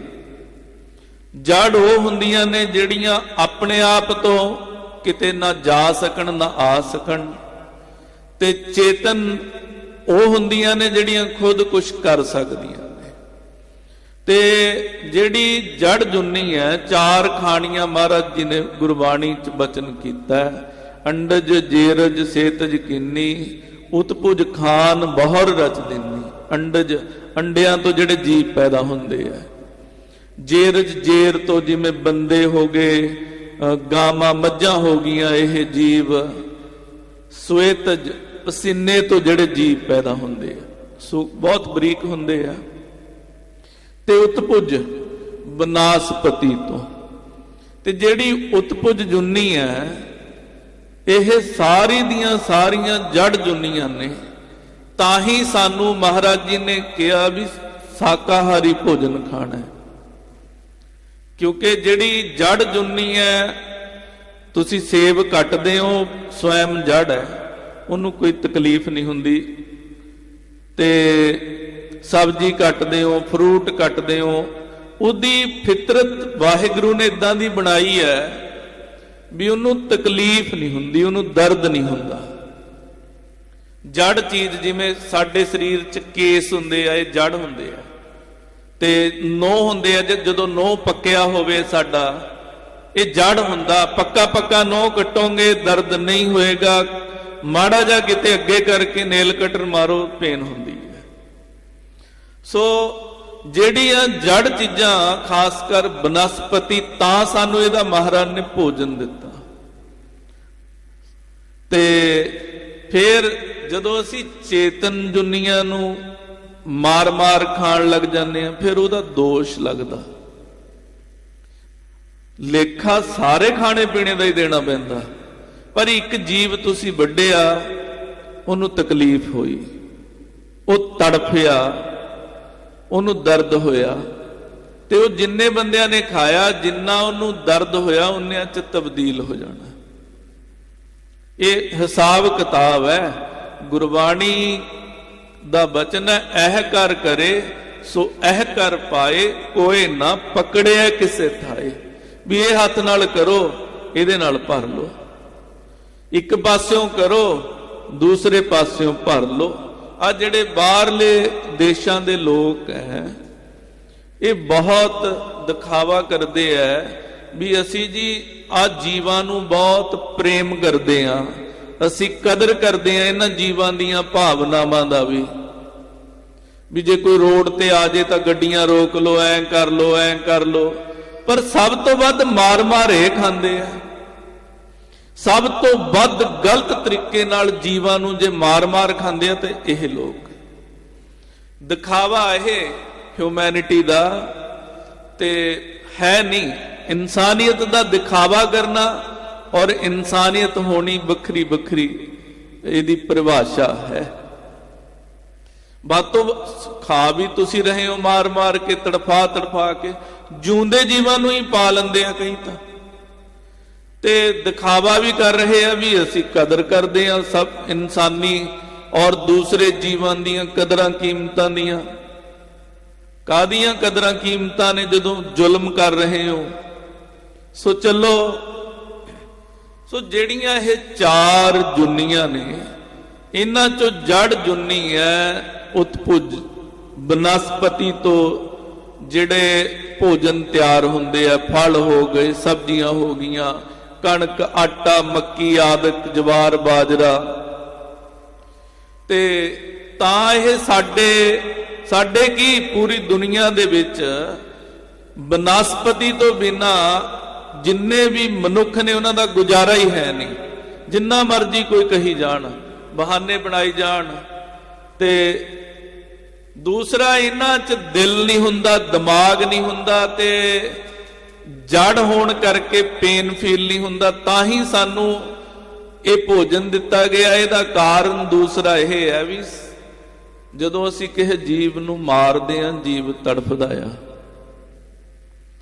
ਤੇ ਅੱਖਾਂ ਦੇ ਸਾਹਮਣੇ ਸਾਡੇ ਕੋਈ ਜੀਵ ਤੜਫੇ ਤੇ ਸਾਨੂੰ ਉਹਦੇ ਤੇ ਤਰਸ ਨਾ ਆਵੇ, ਇਹ ਇਨਸਾਨੀਅਤ ਨਹੀਂ ਹੈ। ਇਨਸਾਨੀਅਤ ਦੇ ਨਾਤੇ ਵੀ ਸਾਡਾ ਫਰਜ਼ ਬਣਦਾ ਹੈ। ਸੋ ਕਈ ਚੀਜ਼ਾਂ ਹੁੰਦੀਆਂ। ਵੱਖਰੀ ਗੱਲ ਹੈ ਜਦੋਂ ਜੰਗਾਂ ਯੁੱਧਾਂ ਦਾ ਸਮਾਂ ਸੀ, ਗੁਰੂ ਕੇ ਸਿੱਖਾਂ ਨੇ ਜੰਗ ਲੜੇ ਹੈ, ਉਹਨਾਂ ਜੰਗਾਂ ਨੂੰ ਇਨਸਾਨੀਅਤ ਨੂੰ ਬਚਾਉਣ ਲਈ ਜਿਹੜਾ ਅਤਿਆਚਾਰ ਹਿੰਦੁਸਤਾਨ ਦੀ ਧਰਤੀ ਤੇ ਮਜ਼ਲੂਮ ਲੋਕਾਂ ਤੇ ਹੋ ਰਿਹਾ ਸੀ, ਉਹਨਾਂ ਨੂੰ ਰੋਕਣ ਲਈ ਸਿੰਘਾਂ ਨੂੰ ਜੰਗਲਾਂ ਵਿੱਚ ਰਹਿਣਾ ਪਿਆ। ਆਪਣੇ ਸਰੀਰ ਨੂੰ ਬਚਾਉਣ ਲਈ, ਉਹ ਧਰਮ ਯੁੱਧ ਨੂੰ ਲੰਮਾ ਸਮਾਂ ਚਲਾਉਣ ਲਈ ਜੰਗਲਾਂ ਦੇ ਵਿੱਚ ਜੀਵਾਂ ਨੂੰ ਮਾਰ ਕੇ ਉਹਨਾਂ ਦਾ ਸਹਾਰਾ ਵੀ ਲੈਣਾ ਪਿਆ। ਪਰ ਉਹਨਾਂ ਦੀ ਲਾਈਫ ਦੇਖੋ ਤੇ ਸਾਡੀ ਲਾਈਫ ਦੇਖੋ। ਉਹਨਾਂ ਨੇ ਹਰ ਸਮੇਂ ਮੌਤ ਸਿਰ ਤੇ ਰਹਿੰਦੀ ਸੀ, ਹਰ ਸਮੇਂ ਇਨਸਾਨੀਅਤ ਦੇ ਲਈ ਕੁਰਬਾਨੀ ਕਰ ਰਹੇ ਸਨ ਉਹ ਸਿੱਖ। ਸੋ ਚਲੋ, ਮਹਾਰਾਜ ਸਾਹਿਬ ਜੀ ਬਚਨ ਕਰ ਰਹੇ ਆ ਵੀ ਪਰਮੇਸ਼ਰ ਦੀ ਰਜ਼ਾ ਦੇ ਵਿੱਚ ਰਹਿਣਾ ਇਹ ਚੰਗਾ ਹੁੰਦਾ। ਤੇ ਜਦੋਂ ਅਸੀਂ ਵਾਹਿਗੁਰੂ ਦੀ ਰਜ਼ਾ 'ਚ ਨਹੀਂ ਨਾ ਰਹਿੰਦੇ, ਫਿਰ ਆਪਣੀਆਂ ਮਨਮਰਜ਼ੀਆਂ ਕਰਦੇ ਆ, ਸਰੀਰ ਚਲਾ ਜਾਂਦਾ। ਫਿਰ ਸਰੀਰ ਜਾਣ ਤੋਂ ਬਾਅਦ ਇਹਨਾਂ ਜੁੰਨਾਂ 'ਚ ਨੂੰ ਜਾਣਾ ਪੈਂਦਾ, ਫਿਰ ਇਹ ਭੋਗਣੀਆਂ ਪੈਂਦੀਆਂ ਨੇ। ਤੇ ਮਹਾਰਾਜ ਸਾਹਿਬ ਜੀ ਕਹਿੰਦੇ, ਭਾਈ ਜਦੋਂ ਅਸੀਂ ਪਰਮੇਸ਼ਰ ਦੇ ਕਿੱਤੇ ਦੇ ਵਿੱਚ ਲੱਤ ਅਡਾਉਂਦੇ ਆ ਨਾ, ਫਿਰ ਸਾਨੂੰ ਦੋਸ਼ ਲੱਗਦਾ। ਸਰਤਾ ਪਤ ਮਹਿ ਅਨੇਕ ਜਹਾਜ, ਨਰਨ ਹਜ਼ਾਰ ਹੋ ਲਾਦ ਸਮਾਜ। ਮਹਾਰਾਜ ਜੀ ਕਹਿੰਦੇ, ਭਾਈ ਦੇਖੋ ਆਹ ਤੂਫਾਨ ਚੱਲਿਆ, ਸਮੁੰਦਰ ਦੇ ਵਿੱਚ ਹਜ਼ਾਰਾਂ ਜਹਾਜ਼ ਖੜੇ ਆ, ਉਹਨਾਂ ਦੇ ਵਿੱਚ ਅੰਨ ਲੱਦਿਆ, ਧਨ ਲੱਦਿਆ, ਕਿੰਨੇ ਜੀਵਾਂ ਦੀ ਰੋਜੀ ਰੋਟੀ ਲੱਦੀ ਹੋਈ ਹੈ। ਤੇ ਇਹਦੇ ਆਸਰੇ ਉਹ ਇੱਕ ਤੋਂ ਦੂਸਰੀ ਬੰਦਰਗਾਹ ਤੇ ਜਹਾਜ਼ ਪਹੁੰਚਣਗੇ। ਉਹ ਸਮਾਂ ਸੀ ਮਹਾਰਾਜ ਜੀ ਦੇ ਵੇਲੇ। ਇਹ ਜਿਹੜਾ ਇਲੈਕਟ੍ਰੋਨਿਕ ਯੁੱਗ ਹੈ, ਇਹ ਤਾਂ ਹੁਣ 50, 60, 100 ਸਾਲਾਂ ਤੋਂ ਜ਼ਿਆਦਾ ਵਧਿਆ। ਉਸ ਤੋਂ ਪਹਿਲੇ ਤਾਂ ਜਿਹੜੇ ਇੱਥੇ ਵੀ ਆਸਟ੍ਰੇਲੀਆ 'ਚ ਬਹੁਤ ਸਾਰੇ ਸਿੱਖ ਨੇ, ਬਲਗੂਲਗਾ ਆਦਿਕ ਪਿੰਡੂ ਖੇਤਰਾਂ 'ਚ ਜਿਹੜੇ ਖੇਤੀ ਕਰ ਰਹੇ ਆ, ਜਿਹੜੇ ਬਜ਼ੁਰਗ ਇੱਥੇ 150 ਸਾਲ ਪਹਿਲੇ ਆਏ, ਉਹ ਸਮੁੰਦਰੀ ਜਹਾਜ਼ਾਂ ਰਾਹੀਂ, ਦੂਸਰੇ ਬੇੜਿਆਂ ਦੇ ਰਾਹੀਂ ਵੀ ਆਏ ਆ ਬਾਹਰਲੇ ਦੇਸ਼ਾਂ ਦੇ ਵਿੱਚ, ਜਿਵੇਂ ਮਲੇਸ਼ੀਆ 'ਚ ਹੋ ਗਿਆ, ਸਿੰਗਾਪੁਰ 'ਚ ਹੋ ਗਿਆ, ਇੰਗਲੈਂਡ 'ਚ ਹੋ ਗਿਆ। ਜਿਹੜੇ ਪੁਰਾਣੇ ਸਿੱਖ ਪਹੁੰਚੇ ਹੋਏ ਆ, ਉਹ ਸਮੁੰਦਰੀ ਬੇੜਿਆਂ ਦੇ ਰਾਹੀਂ ਪਹੁੰਚੇ ਆ। ਸੋ ਮਹਾਰਾਜ ਸਾਹਿਬ ਕਹਿੰਦੇ, ਭਾਈ ਜਦੋਂ ਇਹ ਹਨੇਰੀ ਚੱਲਦੀ ਹੈ ਤਾਂ ਉਹ ਜਹਾਜ਼ ਇੱਕ ਬੰਨੇ ਤੋਂ ਦੂਸਰੇ ਬੰਨੇ ਲੱਗਦੇ ਆ। ਉਹਨਾਂ ਦੇ ਵਿੱਚ ਹਜ਼ਾਰਾਂ ਜੀਵਾਂ ਦੀ ਰੋਜੀ ਰੋਟੀ ਹੁੰਦੀ ਹੈ, ਹਜ਼ਾਰਾਂ ਜੀਵਾਂ ਦੀ ਰੋਜੀ ਰੋਟੀ ਉਹਨਾਂ ਦੇ ਆਸਰੇ ਚੱਲਦੀ ਹੈ। ਬਹੁ ਵਿਵਹਾਰ ਕਰਹਿ ਹਿਤ ਰੋਜ਼ੀ, ਦੀਪਨ ਗਮਨ ਹੈ ਲਾਹਾ ਖੋਜੀ। ਕਹਿੰਦੇ ਆਪਣੀ ਰੋਜੀ ਰੋਟੀ ਦੇ ਵਾਸਤੇ ਇਹ ਜਿਹੜੇ ਲੋਕ ਨੇ, ਜਿਹੜੇ ਬੰਦਰਗਾਹਾਂ ਤੇ ਕੰਮ ਕਰਦੇ ਆ, ਕਹਿੰਦੇ ਇੱਕ ਬੰਦਰਗਾਹ ਤੋਂ ਦੂਜੀ ਬੰਦਰਗਾਹ, ਇੱਕ ਦੇਸ਼ ਚੋਂ ਦੂਜੇ ਦੇਸ਼ ਦੇ ਵਿੱਚ ਵੱਖਰੀਆਂ ਵੱਖਰੀਆਂ ਥਾਵਾਂ ਤੇ ਆਪਣੀ ਰੋਜੀ ਰੋਟੀ ਦੀ ਭਾਲ 'ਚ ਇਹ ਲੋਕ ਜਿਹੜੇ ਜਾਂਦੇ ਆ। ਬਹੁਤ ਦਿਵਸ ਕੇ ਟਿਕ ਸੋ ਰਹੇ, ਅਬ ਚਲਾਏ ਬਾਯੂ ਇਹ ਲਹੇ। ਕਹਿੰਦੇ ਬੜੇ ਦਿਨਾਂ ਦੇ ਟਿਕੇ ਹੋਏ ਆ। ਦੇਖ ਭਾਈ ਜੀਵਾ ਜੀ, ਕਿੰਨੇ ਸਮੇਂ ਬਾਅਦ ਇੰਨੀ ਤੇਜ਼ ਹਨੇਰੀ ਚੱਲੀ ਹੈ। ਕਹਿੰਦੇ ਜਿਹੜੇ ਉਹ ਬੰਦਰਗਾਹਾਂ ਤੇ ਰੁਕੇ ਐ, ਕਹਿੰਦੇ ਕਿੰਨਾ ਲੰਮਾ ਸਮਾਂ ਉਹਨਾਂ ਨੂੰ ਉਡੀਕ ਕਰਨੀ ਪਈ। ਕਹਿੰਦੇ ਹੁਣ ਇਹ ਚੱਲੇਗੀ ਤਾਂ ਵਿਚਾਰੇ ਉਹ ਚੱਲਣਗੇ। ਹਾਂਜੀ, ਹਿਤ ਆਹਾਰ ਕੇ ਕਰਹਿ ਕਮਾਈ, ਤਿਸ ਮਿਸ ਦੇਤ ਤਿਨਹੋ ਜਗਰਾਈ। ਕਹਿੰਦੇ ਉਹ ਆਪਣੇ ਭੋਜਨ ਵਾਸਤੇ ਦਿਨ ਰਾਤ ਇੱਕ ਕਰਦੇ ਆ। ਕਹਿੰਦੇ ਇਵੇਂ ਜਗਤ ਦੇ ਮਾਲਕ ਵਾਹਿਗੁਰੂ ਜੀ ਪਰਮੇਸ਼ਰ ਜੀ ਭਾਈ ਉਹਨਾਂ ਨੂੰ ਰੋਜੀ ਰੋਟੀ ਦਿੰਦੇ ਆ। ਰੋਜ਼ ਦੇਖੋ ਆਪਾਂ ਵੀ ਹਰ ਬੰਦਾ ਗੱਲ ਕਰਦਾ ਵੀ ਅਸੀਂ ਜੀ ਕਿਤੇ ਵੀ ਆਏ ਆ ਰੋਜੀ ਰੋਟੀ ਲਈ ਆਏ ਆ। ਪਹਿਲਾਂ ਐਂ ਦੱਸੋ ਵੀ 2 ਟਾਈਮ ਦੀ ਰੋਟੀ ਦੀ ਅਸੀਂ ਗੱਲ ਕਰਦੇ ਆ, ਕਦੇ ਟਿਕ ਕੇ ਰੋਜੀ ਰੋਟੀ ਖਾਈ ਆਪਾਂ? ਆਖੋ ਸਤਨਾਮ ਸ੍ਰੀ। ਰੋਟੀ ਖਾਣੇ ਆ, ਕਦੇ ਐਨ ਵੀ ਤੁਸੀਂ ਤੁਹਾਡੇ ਮਨ 'ਚ ਕੋਈ ਖਿਆਲ ਨਾ ਹੋਵੇ, ਕੋਈ ਸੰਕਲਪ ਨਾ ਹੋਵੇ, ਕੋਈ ਦੌੜ ਭੱਜ ਨਾ ਹੋਵੇ, ਕੋਈ ਫੁਰਨਾ ਨਾ ਹੋਵੇ, ਕਦੇ ਰੋਟੀ ਖਾਧੀ ਹੈ? ਕਦੇ ਨਹੀਂ ਖਾਂਦੇ। ਕਮ ਸੇ ਕਮ ਦਿਨ ਰਾਤ ਮਰਦੇ ਹੋ ਰੋਟੀ ਦਾ ਟਿੱਕੇ ਖਾ ਲਿਆ ਕਰੀਏ। ਤੇ ਇਹ ਬੜੀ ਜ਼ਰੂਰੀ ਚੀਜ਼ਾਂ ਆਪਣੀ ਆਪਣੀ ਲਾਈਫ ਦੀਆਂ ਨੇ। ਜਦੋਂ ਆਪਾਂ ਥੋੜਾ ਥੋੜਾ ਆਪਣੇ ਵੱਲ ਦੇਖਦੇ ਆ ਨਾ, ਮੈਂ ਵੀ ਆਪਦੇ ਵੱਲ ਦੇਖਦਾ ਰਹਿਣਾ, ਕਈ ਵਾਰ ਕਾਲੀ ਹੁੰਦੀ ਆ, ਫਟਾਫਟ ਛਕਿਆ ਪ੍ਰਸ਼ਾਦਾ ਹੋ ਗਏ। ਸੋ ਜੇ ਰੋਜੀ ਰੋਟੀ ਲਈ ਐਡੀ ਦੂਰ ਆ ਗਏ ਫਿਰ ਉਹਨੂੰ ਟਿੱਕੇ ਦਾ ਖਾ ਲਓ ਆਰਾਮ ਨਾਲ 15 ਮਿੰਟ 20 ਮਿੰਟ। ਤੇ ਜਦੋਂ ਇੰਨਾ ਵੀ ਟਾਈਮ ਅਸੀਂ ਆਪਣੇ ਆਪ ਨੂੰ ਨਹੀਂ ਦਿੰਦੇ ਫਿਰ ਉਹ ਭੋਜਨ ਸਰੀਰ 'ਚ ਵਿਕਾਰ ਪੈਦਾ ਕਰਦਾ। ਡਾਕਟਰਾਂ ਨਾਲ ਸਲਾਹ ਕਰਕੇ ਦੇਖਿਓ ਵੀ ਰੋਟੀ ਖਾਂਦੇ ਦਿਮਾਗ ਨਹੀਂ ਚਲਾਉਣਾ ਜ਼ਿਆਦਾ ਤੇ ਆਰਾਮ ਨਾਲ ਰੋਟੀ ਖਾਣੀ ਹੈ। ਰੋਟੀ ਬਣਾਉਣ ਵਾਲੇ ਦੀ ਜਿਹੜੀ ਮਾਨਸਿਕ ਪ੍ਰਕਿਰਿਆ ਆ ਉਹ ਵੀ ਸਹੀ ਹੋਣੀ ਚਾਹੀਦੀ ਹੈ। ਆਪਾਂ ਗੁਰਦੁਆਰਾ ਸਾਹਿਬ ਪ੍ਰਸ਼ਾਦਾ ਛਕਦੇ ਆ, ਇੱਥੇ ਪ੍ਰਸ਼ਾਦਾ ਛਕ ਕੇ ਬਹੁਤ ਆਰਾਮ ਆਉਂਦਾ, ਆਨੰਦ ਆਉਂਦਾ। ਕਿਉਂ? ਜਿੰਨੇ ਬੰਦਿਆਂ ਨੇ ਪ੍ਰਸ਼ਾਦਾ ਬਣਾਇਆ ਅੰਦਰ ਸਾਰਿਆਂ ਨੇ ਐ ਦਿਲੋਂ ਬਣਾਇਆ ਵੀ ਸਾਡੀ ਸੇਵਾ ਲੱਗੇਗੀ, ਖੁਸ਼ ਹੋ ਕੇ ਬਣਾਇਆ। ਤੇ ਜੇ ਇਹੀ ਪ੍ਰਸ਼ਾਦਾ ਕੁੜ ਕੁੜ ਕੇ ਬਣਾਇਆ ਹੋਏ ਤੇ ਖਾਣ ਵਾਲਾ ਵੀ ਕੁੜਦਾ ਰਹਿੰਦਾ। ਫਿਰ ਇਸ ਕਰਕੇ ਜੇ ਆਪ ਦੇ ਲਈ ਵੀ ਪ੍ਰਸ਼ਾਦਾ ਬਣਾਉਣਾ ਹੈ, ਕਦੇ ਘਰੇ ਕੁਛ ਚਾਹ ਵੀ ਬਣਾ ਕੇ ਪੀਣੀ ਹੈ, ਉਹਨੂੰ ਪ੍ਰਸੰਨ ਚਿੱਤ ਹੋ ਕੇ, ਐਵੇਂ ਫਿਰ ਕੁੜ ਕੁੜ ਕੇ ਬਣਾਵਾਂਗੇ ਖਾਵਾਂਗੇ, ਫਿਰ ਖਾਣ ਤੋਂ ਬਾਅਦ ਫਿਰ ਕੁੜਾਂਗੇ, ਉਹਦਾ ਕੋਈ ਫਾਇਦਾ ਨਹੀਂ। ਸੋ ਮਹਾਰਾਜ ਜੀ ਕਹਿੰਦੇ ਰੋਜੀ ਰੋਟੀ ਲਈ ਇੱਕ ਦੀਪ ਤੋਂ ਦੂਸਰੇ, ਯਾਨੀ ਕਿ ਇੱਕ ਟਾਪੂ ਤੋਂ ਦੂਸਰੇ ਟਾਪੂ ਤੇ ਇਹ ਜੀਵ ਪਹੁੰਚਦੇ ਐ। ਧਰਤੀ ਜਹਾਂ ਤਾਂਬਰ ਕੀ ਅਹੈ, ਲੱਖ ਹੋ ਬਿਸਿਅਰ ਤਿਸ ਥਲ ਰਹੈ। ਮਹਾਰਾਜ ਜੀ ਕਹਿੰਦੇ ਜਿੱਥੇ ਤਾਂਬੇ ਦੀ ਧਰਤੀ ਹੈ, ਕਹਿੰਦੇ ਉਹ ਧਰਤੀ ਤੇ ਬਹੁਤ ਸਾਰੇ ਲੱਖਾਂ ਹੀ ਸੱਪ ਰਹਿੰਦੇ ਐ। ਹਿਤ ਧੂਲ ਜਾਏ ਤਿਸ ਦੇਸ਼, ਨਿਜ ਕੁੰਡਲ ਮਹਿ ਲੇਤ ਅਸ਼ੇਸ਼। ਕਹਿੰਦੇ ਇਹ ਧੂੜ ਫਿਰ ਮਿੱਟੀ ਉੱਡ ਕੇ ਉਹ ਥਾਂ ਤੇ ਜਾਂਦੀ ਹੈ। ਕਹਿੰਦੇ ਫਿਰ ਉਹ ਸੱਪ ਉਹਨਾਂ ਨੂੰ ਸਜ਼ਾ ਹੀ ਹੈ ਇਹ ਵੀ ਇਹ ਮਿੱਟੀ ਨਾਲ ਆਪਣਾ ਗੁਜ਼ਾਰਾ ਕਰਦੇ ਹੈ। ਸੋ ਕੁਝ ਚੀਜ਼ਾਂ ਇਤਿਹਾਸ ਦੇ ਵਿੱਚ ਕੁਝ ਬਚਨ ਹੁੰਦੇ ਆ ਜਿਹੜੇ ਸਾਡੀ ਪਕੜ ਤੋਂ ਬਾਹਰ ਦੇ ਹੁੰਦੇ ਆ, ਜਿਵੇਂ ਤਾਮਰ ਦੀ ਤਾਂਬੇ ਦੀ ਧਰਤੀ ਦਾ ਜ਼ਿਕਰ ਹੈ ਨਾ, ਇਹ ਤਾਂ ਮੰਨ ਲਓ ਇਤਿਹਾਸ 'ਚ ਹੈ। ਗੁਰਬਾਣੀ 'ਚ ਸੁਮੇਰ ਪਰਬਤ ਦਾ ਜ਼ਿਕਰ ਆਉਂਦਾ ਹੈ। ਸੁਮੇਰ ਪਰਬਤ ਤੇ ਗੁਰੂ ਨਾਨਕ ਦੇਵ ਜੀ ਸਿੱਧਾਂ ਨੂੰ ਜਾ ਕੇ ਮਿਲੇ ਹੈ, ਸਿੱਧਾਂ ਨਾਲ ਚਰਚਾ ਹੋਈ ਹੈ। ਸਾਰੀ ਸਿੱਧ ਗੋਸ਼ਟ ਬਾਣੀ ਤਕਰੀਬਨ ਜ਼ਿਆਦਾਤਰ ਉਹ ਸੁਮੇਰ ਪਰਬਤ ਤੇ ਉਚਾਰੀ ਗਈ ਹੈ। ਉਹ ਸੁਮੇਰ ਪਰਬਤ ਨਹੀਂ ਪਤਾ ਅਜੇ ਤੱਕ ਕਿੱਥੇ ਹੈ। ਤੇ ਜਦੋਂ ਮਹਾਰਾਜ ਜੀ ਸੁਮੇਰ ਪਰਬਤ ਤੇ ਪਹੁੰਚਦੇ ਆ ਨਾ ਗੁਰੂ ਨਾਨਕ ਦੇਵ ਜੀ, ਉਦੋਂ ਸਿੱਧ ਬਚਨ ਕਰਦੇ ਆ। ਭਾਈ ਗੁਰਦਾਸ ਜੀ ਦੀ ਪੱਕੀ ਬਾਣੀ, ਗੁਰੂ ਗ੍ਰੰਥ ਸਾਹਿਬ ਜੀ ਦੀ ਬਾਣੀ ਦੇ ਨਾਲ ਉਨਾ ਮਾਣ ਗੁਰੂ ਅਰਜਨ ਦੇਵ ਜੀ ਨੇ ਭਾਈ ਗੁਰਦਾਸ ਜੀ ਦੀ ਬਾਣੀ ਨੂੰ ਦਿੱਤਾ ਹੋਇਆ। ਭਾਈ ਗੁਰਦਾਸ ਜੀ ਆਪਣੀ ਬਾਣੀ 'ਚ ਲਿਖਦੇ ਆ, ਸਿੱਧ ਪੁੱਛਨ ਸੁਣ ਬਾਲਿਆ, ਕੌਣ ਸਖਤ ਤੋਹੇ ਇੱਥੇ ਲਿਆਈ। ਗੁਰੂ ਨਾਨਕ ਦੇਵ ਜੀ ਦੀ ਉਮਰ ਛੋਟੀ ਸੀ, ਸਿੱਧ ਕੋਈ 250 ਸਾਲ 300 ਸਾਲ 400 ਸਾਲ ਇੰਨੀਆਂ ਲੰਮੀਆਂ ਉਮਰਾਂ ਸਨ ਉਹਨਾਂ ਦੀਆਂ। ਤੇ ਉਹ ਪੁੱਛਦੇ ਆ, ਕਹਿੰਦੇ ਉਹਨਾਂ ਲਈ ਮਹਾਰਾਜ ਜੀ ਦੀ ਬਾਲਪਣਾ 40-50 ਸਾਲ 40 ਸਾਲ ਉਮਰ 30 ਸਾਲ। ਉਹ ਕਹਿੰਦੇ ਹੇ ਬਾਲਿਆ, ਹੇ ਬੱਚਿਆ, ਦੱਸ ਕਿਹੜੀ ਤਾਕਤ ਹੈ ਜਿਹੜੀ ਤੈਨੂੰ ਸੁਮੇਰ ਤੇ ਲੈ ਆਈ ਹੈ। ਇੱਥੇ ਤਾਂ ਕੋਈ ਆ ਹੀ ਨਹੀਂ ਸਕਦਾ, ਇੱਥੇ ਤਾਂ ਅਸੀਂ ਬੜੀ ਤਾਕਤ ਲਾ ਕੇ ਬੜੀਆਂ ਸਿੱਧੀਆਂ ਦੇ ਬਲ ਨਾਲ ਆਏ ਆ। ਫਿਰ ਮਹਾਰਾਜ ਜੀ ਉਹਨਾਂ ਨੂੰ ਜਵਾਬ ਦਿੰਦੇ ਆ, ਉਹ ਵੀ ਭਾਈ ਗੁਰਦਾਸ ਜੀ ਨੇ ਲਿਖਿਆ, ਕਹਿੰਦੇ ਹਾਂ ਜਪਿਆ ਪਰਮੇਸ਼ਰੋ ਨਾਨਕ ਨਾਮ ਜਪੇ ਗਤ ਪਾਈ।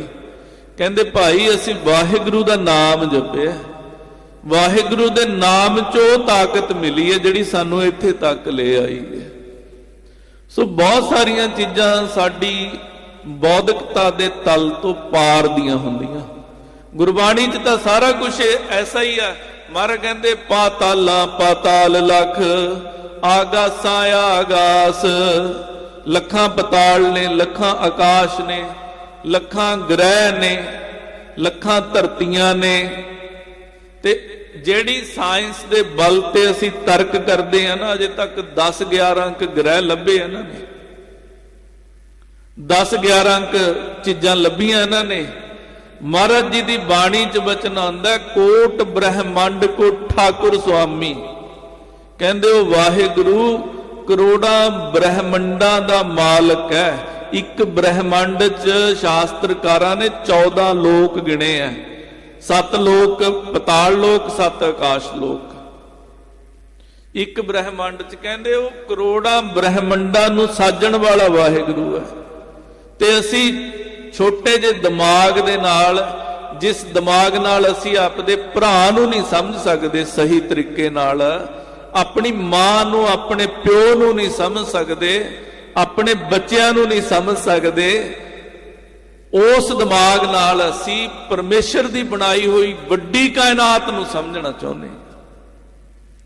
ਸੋ ਉਹਦੇ ਨਾਲ ਨਹੀਂ ਸਮਝ ਸਕਦੇ, ਟੱਕਰਾਂ ਮਾਰ ਮਾਰ ਕੇ ਥੱਕ ਜਾਵਾਂਗੇ। ਹਾਂ ਮਹਾਰਾਜ ਕਿਰਪਾ ਕਰ ਦੇਣ, ਉਹ ਦਰਵਾਜ਼ਾ ਖੋਲ ਦੇਣ, ਉਹ ਦ੍ਰਿਸ਼ਟੀ ਖੋਲ ਦੇਣ, ਜਿਹੜੀ ਦ੍ਰਿਸ਼ਟੀ ਦੇ ਨਾਲ ਸਾਰਾ ਕੁਝ ਪ੍ਰਤੱਖ ਦਿਸਣ ਲੱਗ ਪੈਂਦਾ, ਫੇਰ ਕਿਰਪਾ ਹੋ ਜਾਂਦੀ ਹੈ। ਫੇਰ ਦਿਸ ਪੈਂਦੇ ਆ ਲੱਖਾਂ ਪਤਾਲ, ਲੱਖਾਂ ਆਕਾਸ਼। ਪਰ ਬੜੀ ਔਖੀ ਗੱਲ ਹੈ ਇਹ। ਗੁਰੂ ਨਾਨਕ ਦੀ ਬਾਣੀ ਨੂੰ ਬੌਧਿਕਤਾ ਦੇ ਲੈਵਲ ਤੇ ਬਿਆਨ ਕਰਨਾ ਬਹੁਤ ਔਖਾ। ਅਸੀਂ ਬੋਲਦੇ ਹਾਂ, ਜਿੰਨੇ ਵੀ ਪ੍ਰਚਾਰਕ ਲੋਕ ਹੁੰਨੇ ਆ, ਪਰ ਅਨੁਭਵ ਨਹੀਂ ਹੁੰਦਾ। ਇਹ ਸੱਚਾਈ ਹੈ। ਅਨੁਭਵ ਤਾਂ ਹੋ ਸਕਦਾ ਹੈ ਜੇ ਮਹਾਰਾਜ ਕਿਰਪਾ ਕਰ ਦੇਣ, ਬਖਸ਼ਿਸ਼ ਕਰ ਦੇਣ। ਹਾਂਜੀ, ਤਿਸਕੋ ਖਾਏ ਨਿਭਾਹੈ ਕਾਲ, ਆਪੋ ਆਪਣੀ ਲੇਤ ਸੰਭਾਲ। ਕਹਿੰਦੇ ਫਿਰ ਭਾਈ ਉਸ ਧੂੜ ਮਿੱਟੀ ਨੂੰ ਛੱਕ ਕੇ ਆਪਣਾ ਸਮਾਂ ਬਤੀਤ ਕਰਦੇ ਆ ਤੇ ਆਪਣੀ ਸਾਂਭ ਸੰਭਾਲ ਕਰਦੇ ਆ। ਲੱਖੋ ਅਹਿ ਛੁਤਾ ਤੁਰ ਸਈ, ਪ੍ਰਭ ਪਹੁੰਚਾਏ ਪਾਲ ਹੈ ਤੇਈ। ਕਹਿੰਦੇ ਲੱਖਾਂ ਹੀ ਉਹ ਸਰਪ ਜਿਹੜੇ ਭੁੱਖੇ ਬੈਠੇ ਆ, ਵਾਹਿਗੁਰੂ ਉਹਨਾਂ ਨੂੰ ਵੀ ਰਿਜ਼ਕ ਦਿੰਦੇ ਆ। ਇਸ ਤੇ ਆਦਿਕ ਰਾਜ ਵਿਸਾਲ, ਕਰਹਿ ਪਰਮੇਸ਼ਰ ਬਾਯੂ ਨਾਲ। ਕਹਿੰਦੇ ਇਸ ਤੋਂ ਆਦਿਕ ਬਹੁਤ ਸਾਰੇ ਜਿਹੜੇ ਕਾਰਜ ਨੇ, ਕੰਮ ਨੇ, ਉਹ ਵਾਹਿਗੁਰੂ ਹਵਾ ਚਲਾ ਕੇ ਕਰ ਦਿੰਦੇ ਆ।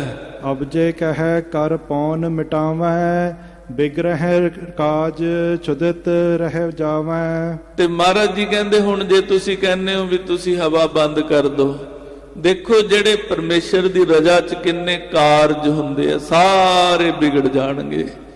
ਇਸ ਕਰਕੇ ਮਹਾਰਾਜ ਜੀ ਨੇ ਸਾਨੂੰ ਰਜ਼ਾ ਦਾ, ਭਾਣੇ ਦਾ, ਪਰਮੇਸ਼ਰ ਦੇ ਹੁਕਮ 'ਚ ਰਹਿਣ ਦਾ ਹੁਕਮ ਕੀਤਾ, ਕਨਸੈਪਟ ਦਿੱਤਾ ਸਾਨੂੰ ਵਾਹਿਗੁਰੂ ਦੀ ਰਜ਼ਾ 'ਚ ਰਹਿਣ ਦਾ।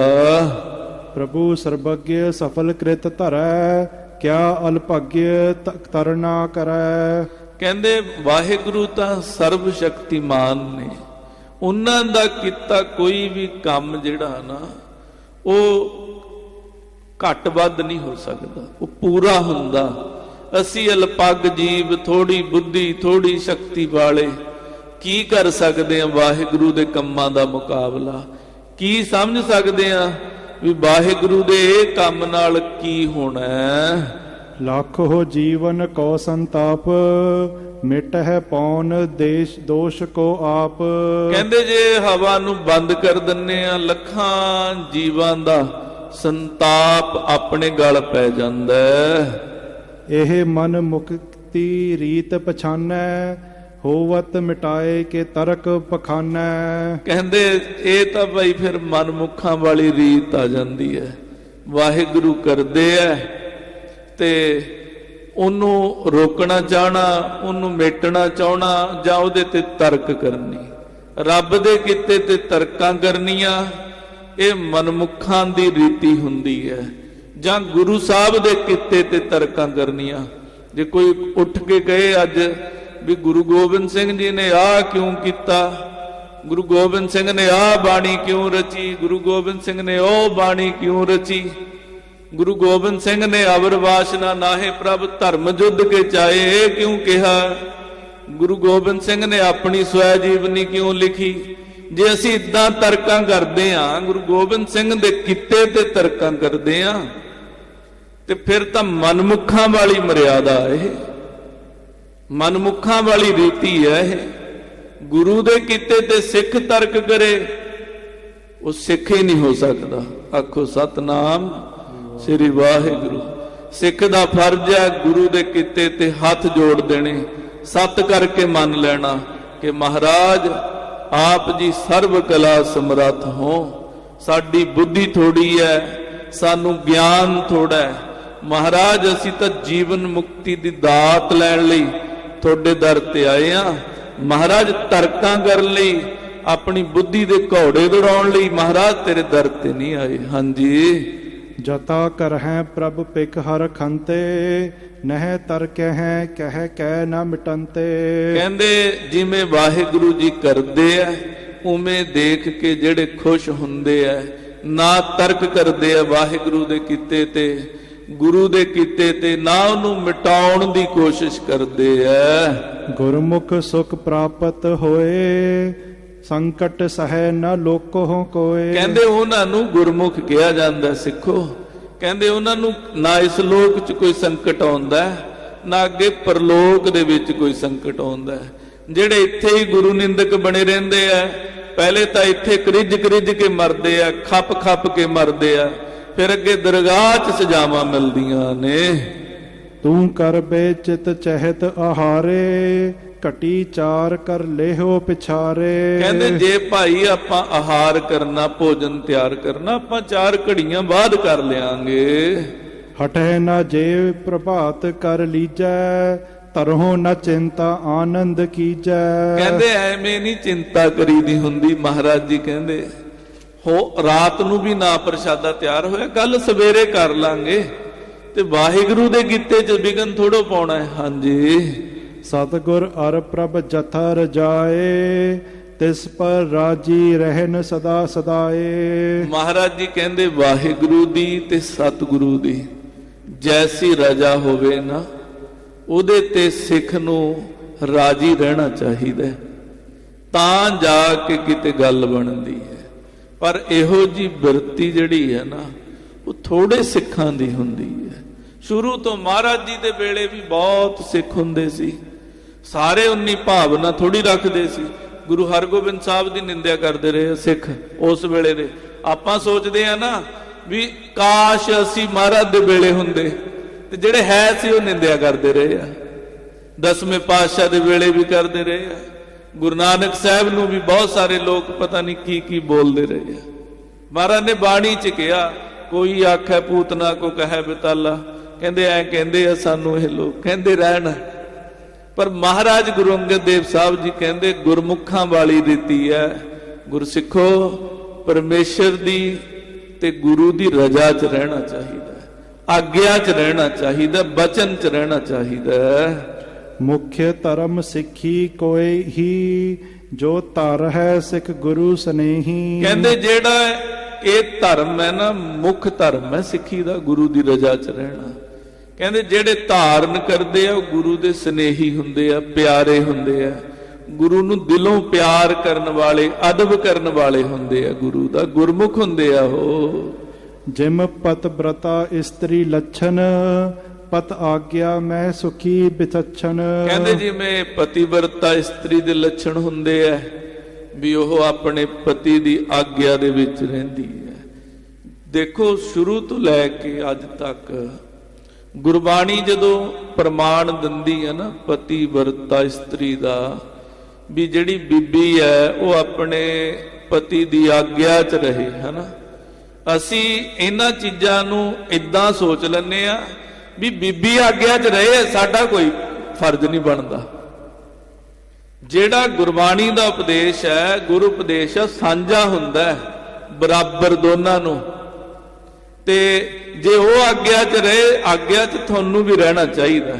ਸਹਿਮਤੀ 'ਚ ਇਹ ਨਹੀਂ ਤੁਸੀਂ ਅਤਿਆਚਾਰ ਕਰਦੇ ਰਹੋ, ਅਤਿਆਚਾਰ ਤੇ ਅਤਿਆਚਾਰ, ਟੌਰਚਰ ਤੇ ਟੌਰਚਰ, ਤੇ ਉਹ ਸਤ ਵਚਨ ਇਦਾਂ ਨਹੀਂ ਹੁੰਦਾ।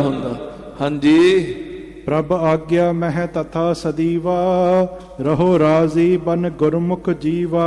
ਮਹਾਰਾਜ ਕਹਿੰਦੇ ਭਾਈ ਗੁਰਮੁਖ ਬਣ ਕੇ ਉਵੇਂ ਵਾਹਿਗੁਰੂ ਜੀ ਦੀ ਆਗਿਆ ਦੇ ਵਿੱਚ ਰਹਿਣਾ ਚਾਹੀਦਾ। ਜੀਵਾ ਜੀ, ਜਦੋਂ ਆਪਾਂ ਵਾਹਿਗੁਰੂ ਦੀ, ਪਰਮੇਸ਼ਰ ਦੀ, ਗੁਰੂ ਦੀ ਰਜ਼ਾ 'ਚ ਰਹਿੰਦੇ ਆ ਤਾਂ ਫਿਰ ਵਾਹਿਗੁਰੂ ਜੀ ਦੀ ਕਿਰਪਾ ਹੋ ਜਾਂਦੀ ਹੈ। ਹੋਰ ਕੀ ਲੈਣਾ? ਰੱਬ ਨੇ ਸਾਡੇ ਤੋਂ ਕੀ ਲੈਣਾ ਦੱਸੋ? ਗੁਰੂ ਗੋਬਿੰਦ ਸਿੰਘ ਨੇ, ਗੁਰੂ ਗ੍ਰੰਥ ਸਾਹਿਬ ਨੇ ਸਾਡੇ ਤੋਂ ਕੀ ਲੈਣਾ? ਅਸੀਂ ਕੀ ਦੇ ਦਾਂਗੇ ਮਹਾਰਾਜ ਜੀ ਨੂੰ? ਰੱਬ ਨੇ ਸਾਡੇ ਤੋਂ ਕੀ ਲੈਣਾ? ਅਸੀਂ ਕੀ ਦੇ ਦਾਂਗੇ ਰੱਬ ਨੂੰ? ਉਹਨੇ ਤਾਂ ਇੱਕ ਸਾਧਨ ਬਣਾਇਆ ਵੀ ਆਹ ਜਿਹੜਾ ਅੱਗੇ ਜੰਮਣ ਮਰਨ ਨੂੰ ਰਸਤਾ ਜਾ ਰਿਹਾ ਹੈ, ਇਹਦੇ ਤੋਂ ਤੁਸੀਂ ਬਚ ਜਾਓਗੇ। ਸਾਧਨ ਵੀ ਸੌਖਾ, ਹੁਕਮ 'ਚ ਰਹੋ, ਪ੍ਰੇਮ 'ਚ ਰਹੋ, ਖਿੜੇ ਰਹੋਗੇ। ਨਹੀਂ ਖੁਸ਼ਕੀ ਤਾਂ ਦੇਖੋ ਕਿਵੇਂ ਵੱਧਦੀ ਜਾ ਰਹੀ ਹੈ ਦੁਨੀਆ ਤੇ। ਹਾਂਜੀ, ਜਪ ਤਪ ਬਰਤ ਦਾਨ ਫਲ ਸਾਰੇ, ਇਸ ਤੇ ਪ੍ਰਾਪਤ ਹੋਏ ਸੁਖਾਰੇ। ਜਪ ਤਪ ਤੀਰਥ ਦਾਨ, ਕਹਿੰਦੇ ਸਾਰੇ ਹੀ ਚੀਜ਼ਾਂ ਦਾ ਫਲ ਮਿਲ ਜਾਂਦਾ ਰਜਾ 'ਚ ਰਹਿਣ ਨਾਲ। ਸਿਮਰੋ ਸਤ ਨਾਮ ਕਰ ਪ੍ਰੀਤ, ਤਿਆਗੋ ਤਨਹੰਤਾ ਇਮ ਨੀਤ। ਕਹਿੰਦੇ ਸਤਨਾਮ ਸ੍ਰੀ ਵਾਹਿਗੁਰੂ ਜੀ ਦਾ ਸਿਮਰਨ ਕਰੋ, ਤੇ ਜਿਹੜੀ ਦੇਹ ਦਾ ਅਭਿਮਾਨ ਹੈ ਨਾ, ਇਹ ਦੇਹ ਦੇ ਅਭਿਮਾਨ ਨੂੰ, ਤਨਹੰਤਾ ਨੂੰ ਤਿਆਗ ਦਿਓ। ਗੱਲ ਗੱਲ ਤੇ ਅਭਿਮਾਨ ਪੈਦਾ ਹੁੰਦਾ ਸਾਡੇ ਅੰਦਰ, ਸਰੀਰ ਦਾ, ਸਰੀਰ ਦੀ ਸੁੰਦਰਤਾ ਦਾ, ਸੰਸਾਰ ਦਾ, ਸੰਸਾਰ ਦੇ ਪਦਾਰਥਾਂ ਦਾ, ਹਰ ਇੱਕ ਚੀਜ਼ ਦਾ ਹੀ ਅਭਿਮਾਨ ਪੈਦਾ ਹੋ ਜਾਂਦਾ ਹੈ। ਹੋਰ ਤਾਂ ਹੋਰ ਛੱਡੋ, ਅਸੀਂ ਵੱਧ ਬਾਣੀ ਪੜਨ ਲੱਗ ਪਈ ਉਹਦਾ ਅਭਿਮਾਨ ਹੋ ਜਾਂਦਾ, ਨਾਮ ਜਪਣ ਲੱਗ ਜੀਏ ਜ਼ਿਆਦਾ ਉਹਦਾ ਅਭਿਮਾਨ, ਸੇਵਾ ਕਰਨ ਲੱਗ ਜੀਏ ਉਹਦਾ ਅਭਿਮਾਨ। ਹੋਰ ਤਾਂ ਫਿਰ ਅਭਿਮਾਨ ਤੋਂ ਕਿੱਥੇ ਬਚਾਂਗੇ ਜਦੋਂ ਰੱਬ ਨਾਲ ਜੁੜੀਆਂ ਚੀਜ਼ਾਂ 'ਚ ਹੀ ਅਭਿਮਾਨ ਆ ਜਾਂਦਾ। ਮਹਾਰਾਜ ਕਹਿੰਦੇ ਇਹਦਾ ਤਿਆਗ ਕਰਨਾ ਭਾਈ, ਫਿਰ ਵਾਹਿਗੁਰੂ ਵਾਹਿਗੁਰੂ ਜਪੋ। ਬ੍ਰਹਮ ਗਿਆਨ ਤਬ ਪਾਏ ਸੁਖੇਨ, ਜਨਮ ਮਰਨ ਪੁਨ ਬਨਹਿ ਕਦੇਨ। ਕਹਿੰਦੇ ਫਿਰ ਸੁਖੇਨ ਹੀ ਬ੍ਰਹਮ ਗਿਆਨ ਪ੍ਰਾਪਤ ਹੋ ਜਾਂਦਾ ਹੈ, ਜਨਮ ਮਰਨ ਕਦੇ ਵੀ ਨਹੀਂ ਫਿਰ ਬਣਦਾ। ਦੇਖੋ ਕਿੰਨਾ ਸੌਖਾ ਰਸਤਾ ਦੱਸਿਆ ਅੱਜ ਦੇ ਪੂਰੇ ਪ੍ਰਸੰਗ 'ਚ ਮਹਾਰਾਜ ਜੀ ਨੇ, ਵੀ ਉਹਦੇ ਹੁਕਮ 'ਚ ਰਹੋ, ਉਹਦਾ ਨਾਮ ਜਪੋ, ਦੇਹ ਅਭਿਮਾਨ ਤਿਆਗ ਦਿਓ, ਤੇ ਹੌਲੀ ਹੌਲੀ ਕਿਰਪਾ ਹੋ ਜਾਂਦੀ ਹੈ, ਬ੍ਰਹਮ ਗਿਆਨ ਹੋ ਜਾਂਦਾ, ਜਿਹਦੇ ਕਰਕੇ ਕਦੇ ਜੰਮਣ ਮਰਨ ਨਹੀਂ ਬਣਦਾ। ਸੁਨ ਜੀਵੈ ਤਬ ਬੰਧਨ ਕਰੀ, ਸਤਿਗੁਰ ਸੀਖ ਭਲੀ ਔਰ ਧਰੀ। ਕਹਿੰਦੇ ਭਾਈ ਜੀਵਾ ਜੀ ਨੇ ਮਹਾਰਾਜ ਜੀ ਦੇ ਬਚਨ ਸੁਣ ਕੇ ਨਮਸਕਾਰ ਕੀਤੀ ਤੇ ਮਹਾਰਾਜ ਜੀ ਦੀ ਸਿੱਖਿਆ ਨੂੰ ਆਪਣੇ ਦਿਲ 'ਚ ਧਾਰ ਲਿਆ। ਕੋਈ ਇੱਕ ਦਿਨ ਮਹਿ ਗਿਆਨੀ ਹੋਵਾ, ਇੱਕ ਹੋ ਰੂਪ ਸਰਬ ਮਹਿ ਜੋਵਾ। ਕਹਿੰਦੇ ਕੁਛ ਦਿਨਾਂ 'ਚ ਹੀ ਉਹਦੇ ਤੇ ਕਿਰਪਾ ਹੋ ਗਈ ਕਿ ਬ੍ਰਹਮ ਗਿਆਨ ਦੀ ਦਾਤ ਮਿਲ ਗਈ ਭਾਈ ਜੀਵਾ ਜੀ ਨੂੰ। ਕਹਿੰਦੇ ਗੁਰੂ ਦੇ ਰੂਪ ਦੇ ਵਿੱਚ ਹੀ ਸਮਾ ਗਿਆ, ਇੱਕ ਰੂਪ ਹੀ ਹੋ ਗਿਆ। ਜੀਵਤ ਰਹੇ ਹੋ ਕਰੀ ਗੁਰ ਸੇਵਾ, ਤਨ ਤਜ ਲੈ ਹੋਏ ਬ੍ਰਹਮ ਅਭੇਵਾ। ਕਹਿੰਦੇ ਜਿੰਨਾ ਚਿਰ ਤਾਂ ਜਿਉਂਦਾ ਰਿਹਾ ਉਹਨਾਂ ਚਿਰ ਤਾਂ ਮਹਾਰਾਜ ਜੀ ਦੀ ਸੇਵਾ 'ਚ ਹੀ ਰਿਹਾ। ਹੁਣ ਉਹ ਕਿਵੇਂ ਛੱਡ ਕੇ ਜਾ ਸਕਦਾ ਬਈ, ਜਿਹਦੇ ਤੇ ਏਡੀ ਮਿਹਰ ਹੋ ਜਾਏ। ਕਹਿੰਦੇ ਜਦੋਂ ਉਹਨੇ ਸਰੀਰ ਤਿਆਗਿਆ ਗੁਰੂ ਕੇ ਸਿੱਖ ਨੇ, ਬ੍ਰਹਮ ਦੇ ਵਿੱਚ ਅਭੇਦ ਹੋ ਗਿਆ, ਰੱਬ ਦੇ ਵਿੱਚ ਲੀਨ ਹੋ ਗਿਆ। ਐਡੀ ਦਾਤ ਮਹਾਰਾਜ ਜੀ ਦਿੰਦੇ ਆ। ਅਸੀਂ ਤਾਂ ਦੁਨੀਆਦਾਰੀ ਜੀਵ ਐ, ਗੁਰੂ ਘਰ ਆਉਣ ਲੱਗ ਜੀਏ ਇੱਥੇ ਛੋਟੀਆਂ ਛੋਟੀਆਂ ਚੌਧਰਾਂ ਦੇ ਪਿੱਛੇ ਪੈ ਜਾਂਦੇ ਆ।